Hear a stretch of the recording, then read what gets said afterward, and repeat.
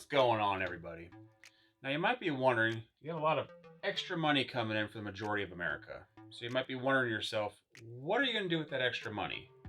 Well, in my opinion, it depends on where you sit in life. Now, if you sit with the no job, or maybe you're down to one income from a two income family, well, you kind of have to start looking at the big picture. We don't know what the big picture is going to look like.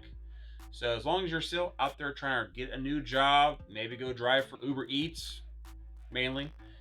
If you're out there trying, here's what I suggest you do. This is my thought. This is my idea. I am not a professional. Please do your own research. This is entertainment information only. So don't sue me. Anyways, first thing I think you need to do is pay the bills, which is check your four corners. So you're looking at your roof, your utilities, your food, and your transportation. Make sure your basics are covered. Make sure you can buy food. Make sure you still have a house or an apartment or a condo or wherever you're at. Make sure you have your four walls up because this is crunch time. People are scared, don't know what to do. So be smart with the money. Don't go buy stupid shit. That's the worst thing you could possibly do.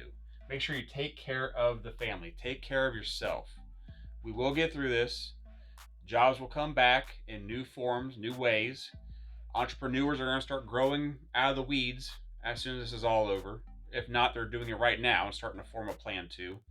But take care of the basics. So, you still have an income, whether it's one, two, nothing's disrupted in your life. Everything is still the same. This is just a little bit extra money coming in.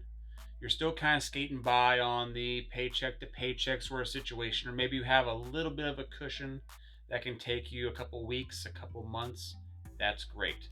My suggestions for this stage is look at your emergency fund. Now, your emergency fund could be thought of as maybe you have $2,000 on a credit card and you have that little whiff that you could use. I really would not suggest that. I suggest having at least, like normal people say, 3 to 6 month expenses lined up in cash, sitting in an online bank account like Ally or a Citi. By doing that, you're going to gain a little bit on your money. You're still going to lose out to inflation, but not that much if you were to hold it inside a brick and retail store like any other typical bank. So having your emergency fund sit there is for those just in case oh shit moments. So the car breaks down, transmission goes out on you, you need new tires because one popped and the other three can't be matched up because they don't feel safe about doing that. Emergency fund kicks in. Now, if the latest Xbox, PlayStation game comes out, not an emergency fund. That's not what that is. You want to use this for the oh shit emergencies in your life. That's what's there. It's that safety net. It's there to make you feel nice and warm on a cold night. It's a big old blanket to hug you. It's to make you feel safe. Gives you a little bit of security. Another thing you can do with that is pay down debt. You can do this two different ways. You can take the smallest debt you got. Maybe it's $500 on a credit card. Maybe it's only $200 on a Kohl's charge card. Sorry, honey. Pay that off. Get that little win because that's going to drive you to pay down more of your debt over time quicker. The other way you can go about that is to pick out the highest interest rate and pay towards that. Whether it's a car, not talking house at this part, it's the car, it's the credit cards, it's maybe you're a little bit backed up on a utility bill or something like that. Pay towards that instead. Utilize that money. Another thing you can do is cover refinance costs for refinancing your home. Maybe you decide now's the time to refinance with low rates. Rates are going a little bit lower than they have been, so maybe now's the time to cover your costs for refinancing with that money. You can keep on enjoying those benefits down the road because you're going to lower your APR, you're going to lower the interest payment to the bank. So therefore, it's something that keeps going and going and going. It may be $50 a month, but compound that over a year. You have an extra $600 sitting there. The following year, $600. The following year, $600. See where I'm going with this? So if you're getting $1,200 just for yourself, that'll pay you back in 2 years. Now you will have to consult a professional. You will have to do the math to figure this out. But my suggestion, these are great things to look at during these times. To put that money to work for you so that the money's not working against you. So you're at that stage in life where this is truly extra income for you. You have your emergency fund all set up. You have money placed here, there, everywhere. You're okay. You're in that investing stage of life. You're in that growth stage. What are some things you could do with that money? Now, this is personally where I'm about at. There are a few medical bills and stuff we're pretty much wrapping up because I'm trying not to touch my HSA money right now because I want more to go in. So when the market comes back, it will grow. So, what can you do with this money? You can put some in your Roth IRA.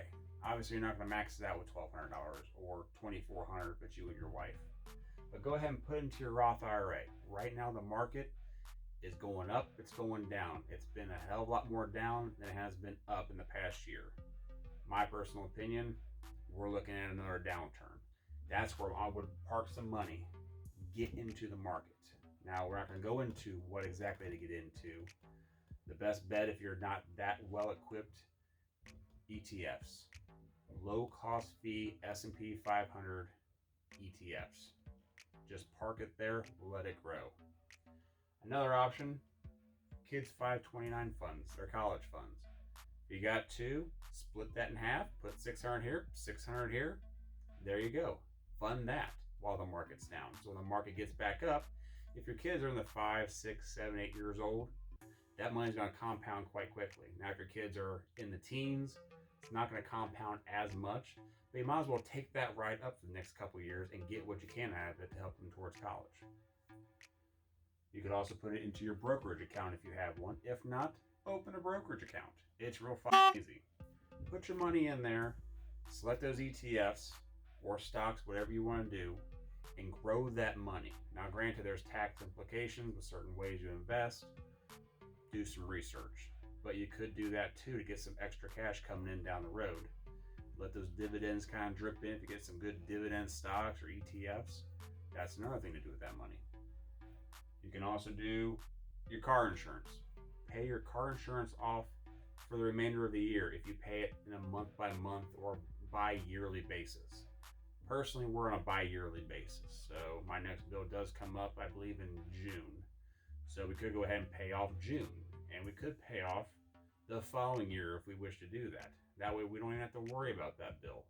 Even though it's on an auto pay configuration, that's another option. One of the most heartfelt options you can do as well is help out some family members with it. Maybe you have some family members that don't go out and blow all the money that they possibly can make, but it's hard for them to make ends meet, and one of them lost their job, both of them lost their jobs. There's no shame in giving them that money. Call it a gift. It's not a loan. You never want to loan family members money. You want to gift it to them. You want to put that heart and that feeling behind it to let them know you got their back during these tough times. This once-time opportunity for them could mean the world of difference to them and their kids if they have kids. If they're taking care of a parent or a loved one, it would help tremendously.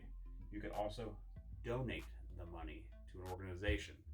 Locally here, we always go to the grocery store and pick up a little extra milk here, extra bread there, and we donate that directly to the center that helps out needy families in our area. What we can also do is we could take that money and donate, not even all of it, even a portion of it, to them so that they can go to those grocery stores, buy that food, help out those needy families that really could use it. So these are the options I think that you can do with that money. Hopefully this is very helpful to you, kind of gives you some inspiration, kind of brings out some thought process behind it, gets you an idea, get the old motor turning, and hopefully something comes out of this good. So I appreciate you being here. Well, listen to me talk, and until we get to the next video, please hit like, please hit subscribe. I say a lot of random shit, so things could get pretty interesting over the coming months and years. So make sure you stay tuned because I got a lot to say. Have a nice night. See you later.